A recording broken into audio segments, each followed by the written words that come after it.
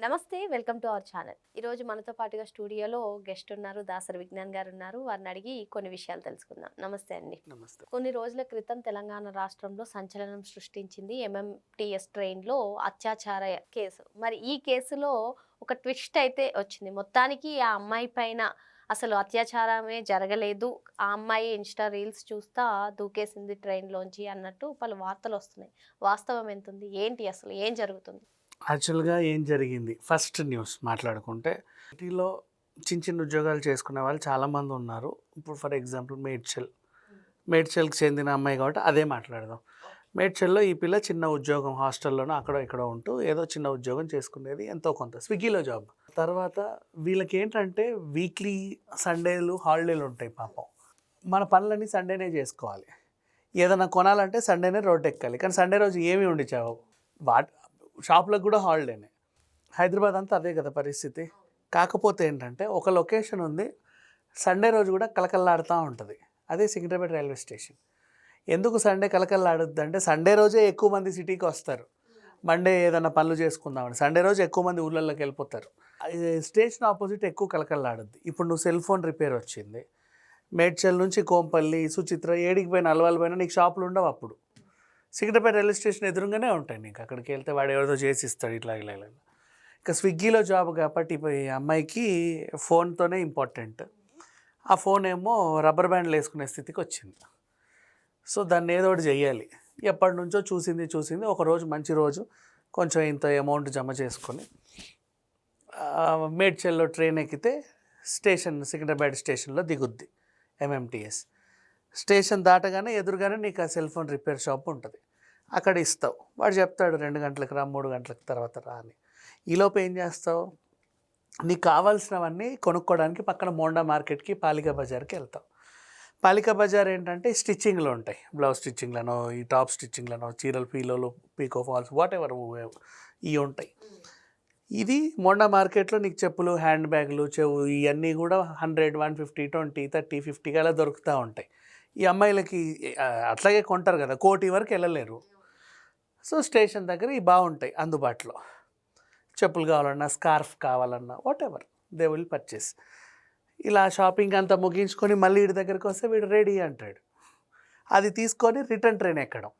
Last ఒక train ఏదో ఉంటుంది, ఆ ట్రైన్ ఎక్కి చక్కగా మేడ్చల్ వెళ్ళడం. అలాగే షెడ్యూల్ ప్లాన్ చేసుకొని వచ్చిన తర్వాత ఏమైందో తెలీదు. అల్వాల్ స్టేషన్ దాటిన తర్వాత నెక్స్ట్ గుండ్లపోచంపల్లి ఏరియా పరిధిలో ట్రైన్ నుంచి పడిపోయింది కింద. స్థానికులు చూశారు, యశోద హాస్పిటల్లో జాయిన్ చేశారు. పోలీసులు వచ్చారు వాంగ్మూలం తీసుకోవడానికి. ఏమైంది? ఒక అబ్బాయి నన్ను అత్యాచారం చేయకపోతే తప్పించుకున్నాను అని చెప్పింది. ఆ కేసు బాగా సంచలనం సృష్టించింది. తర్వాత వీళ్ళందరూ సీసీటీవీ ఫుటేజ్ల్లో వెతికారు. ఒకడు దొరికాడు. ఆ దొరికిన వాడిని తీసుకెళ్ళి మామూలుగా కొట్టలేదు. ఎందుకంటే వాడు ఆల్రెడీ పచ్చి తాగుపోతూ వాడిని ఆల్రెడీ వాళ్ళ ఆవిడ వదిలేసిందంట. వాడు ఒంటరిగా తిరుగుతున్నాడు. ఖచ్చితంగా వీడు చేసే ఉంటాడులే అని చెప్పేసి వాడిని చిత్రవద చేశారు. కాకపోతే ఎంత అడిగినా వాడు చెప్పట్లా. లేదండి అంటున్నారు. మళ్ళీ ఒకసారి సీసీటీవీ ఫుటేజ్ని అంతా చూస్తే వీడు లేడీస్ కంపార్ట్మెంట్ నుంచి పాపం అటు నుంచే వచ్చాడు. మరి ఇది ఎట్లా, ఏదో తేడా కొడుతుంది. సరే మళ్ళీ అమ్మాయి దగ్గరికి వెళ్దాం. అసలు ఏమైందమ్మా, కరెక్ట్గా చెప్పు, నీ దగ్గర ఏమైందో అంటే అది ఏదేదో చెప్పేస్తుంది. పోలీసులు గట్టిగా అడిగి తీరా చూసి మళ్ళీ చూస్తే ఈ అమ్మాయి యాక్చువల్గా ఏంటంటే రాధేశ్యామ్ సినిమాలో ప్రభాస్ చేసే హైట్ ఉందా, ట్రైన్ నుంచి ఇట్లా అలా జుట్టు అలా ఇరబోసుకొని అలా పట్టుకొని ఇలా ఆడుతూ అది తీసుకుంటుంది. ఇలా అప్పుడే ఫోన్ రిపేర్ అయింది కదా, రీల్స్ చేస్తుంది. రీల్స్ చేసే టైంలో స్లిప్ అయి పడిపోయింది. పడ్డ తర్వాత హాస్పిటల్ తీసుకెళ్ళి నేను పొరపాటున పడ్డాను అంటే ఈ బిల్స్ అన్నీ సొంతంగా కట్టుకోవాలి కదా అని చెప్పేసి నా మీద ఎవరో అత్యాచారం చేయబోయారు, నేను తప్పించుకొని దూకేశానని చెప్పింది. అప్పుడు ఆ బిల్స్ అన్నీ గవర్నమెంట్ భరిస్తుంది. ఇది ఓవరాల్గా చెప్పింది అని పోలీసుల వైపు నుంచి వచ్చిన ఇన్ఫర్మేషన్. తను రీల్స్ చేస్తూ పడిపోయింది అని.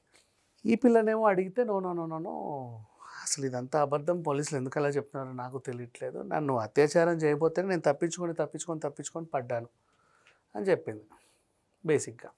అసలు స్టోరీలో ఏమైంది? ఫస్ట్ చెప్పిన స్టోరీలో అల్వాల్ దాటేసరికి అప్పటికి అల్వాల్ ముందు ముగ్గురమే ఉన్నాం లేడీస్ కంపార్ట్మెంట్లో. ఆ ఇద్దరు కాస్త అల్వాల్లో దిగిపోయారు. నేను ఒక్కదాన్నే అలా ఒంటరిగా ఉంటే వీడు అదే పనిగా నన్ను ఇలా చూస్తున్నాడు. దగ్గరకు వచ్చాడు, అటు తప్పించుకున్నాను, ఇటు వచ్చాడు, ఇటు తప్పించుకున్నాను, అటు ఇటు చూసి వీడికి దొరకకుండా ఉండడానికి ధైర్యం చేసి దూకేశాను అని చెప్పింది. పోలీసులు మళ్ళీ అదే కోణంలో అడిగారు, అమ్మ వాడు నీ దగ్గరకు వస్తుంటే ఎందుకు దూకావు? భయంతో దూకావు. భయమేగా, వాడు ఏం చేస్తాడో అన్న భయం. వాడు ఇటు వస్తే భయపడ్డావు, అటు వస్తే భయపడ్డావు. అంత భయం ఉన్నదానివి, అంటే నీలో ఒక భయం ఉంది, నీ ఒంటికి ఏదో అయిద్దన్న భయం నీలో ఉంది. ఆ భయం ఉన్నదానివి అంత రన్నింగ్ ట్రైన్లోకి వెళ్ళి దూకాలని నీకు ఎందుకు అనిపించింది? అప్పుడు భయమే లేదా అని అడిగారు. ఆవిడ ఇంకేదో ఆన్సర్ చెప్పింది. చెప్పొచ్చు, అవునండి నాకు ప్రాణం కంటే మానమే ముఖ్యం అందుకే దూకేశాను అని కూడా చెప్పొచ్చు, వాట్ ఎవర్.